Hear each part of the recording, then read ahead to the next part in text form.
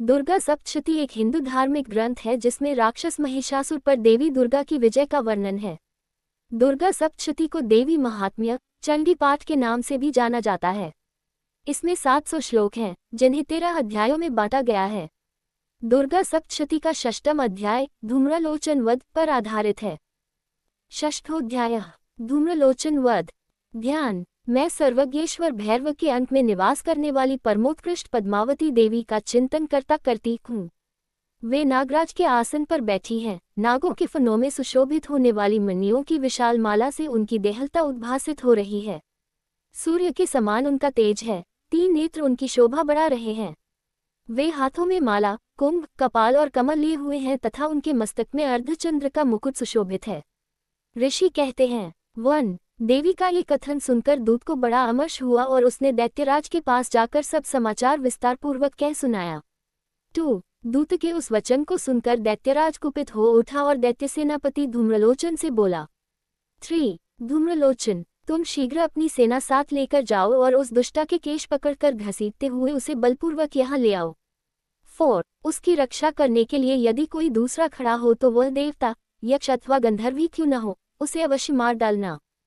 5 ऋषि कहते हैं 6 शुंभ के इस प्रकार आज्ञा देने पर वह धूम्रलोचन दैत्य 60,000 असुरों की सेना को साथ लेकर वहां से तुरंत चल दिया। 7 वहां पहुंचकर उसने हिमालय पर रहने वाली देवी को देखा और ललकार कर कहा, अरे तू शुंभ निशुंभ के पास चल। यदि इस समय प्रसन्नतापूर्वक मेरे स्वामी के समीप नहीं चलेगी तो मैं बलपूर्वक झूठा पकड़कर घसीटते हुए तुझे ले चलूंगा। 8-9 देवी बोली। 10 तुम्हें दैत्यों के राजा ने भेजा है। तुम स्वयं भी बलवान हो और तुम्हारे साथ विशाल सेना भी है। ऐसी दशा में यदि मुझे बलपूर्वक ले चलोगे तो मैं तुम्हारा क्या कर सकती हूँ। 11 ऋषि कहते हैं 12 देवी के यूँ कहने पर असुर धूम्रलोचन उनकी ओर दौड़ा। तब अंबिका ने शब्द के उच्चारण मात्र से उसे भस्म कर दिया। 13 फिर तो क्रोध में भरी हुई दैत्यों की विशाल सेना और अंबिका ने एक दूसरे पर तीखे सहायकों, शक्तियों तथा फरसों की वर्षा आरंभ की। 14 इतने में ही देवी का वाहन सिंह क्रोध में भरकर भयंकर गर्जना करके गर्दन के बालों को हिलाता हुआ असुरों की सेना में कूद पड़ा। 15 उसने कुछ दैत्यों को पंजों की मार से, कितनों को अपने जबड़ों से और कितने ही महादैत्यों को पटककर ओठ की दाढ़ों से घायल करके मार डाला। 16 उस सिंह ने अपने नखों से कितनों के पेट फाड़ डाले और थप्पड़ मारकर कितनों के सिर धड़ से अलग कर दिए।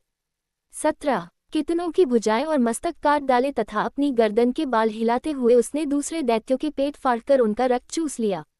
18 अत्यंत क्रोध में भरे हुए देवी के वाहन उस महाबली सिंह ने क्षण भर में ही असुरों की सारी सेना का संहार कर डाला। 19 शुंभ ने जब सुना कि देवी ने धूम्रलोचन असुर को मार डाला तथा उसके सिंह ने सारी सेना का सफाया कर डाला, तब उस दैत्यराज को बड़ा क्रोध हुआ। उसका ओठ कांपने लगा। उसने चंड और मुंड नामक 2 महादैत्यों को आज्ञा दी। 20-21 हे चंड और हे मुंड, तुम लोग बहुत बड़ी सेना लेकर वहां जाओ, उस देवी के झोंटे पकड़कर अथवा उसे बांधकर शीघ्र यहाँ ले आओ। यदि इस प्रकार उसको लाने में संदेह हो तो युद्ध में सब प्रकार के अस्त्र शस्त्रों तथा समस्त आसुरी सेना का प्रयोग करके उसकी हत्या कर डालना। 22-23 उस दुष्टा की हत्या होने तथा सिंह के भी मारे जाने पर उस अंबिका को बांधकर साथ ले शीघ्र ही लौट आना। 24 इस प्रकार श्री मार्कंडेय पुराण में सावर्णिक मनवंतर की कथा के अंतर्गत देवी महात्म्य में धूम्रलोचन वध नामक 6ठा अध्याय पूरा हुआ। 6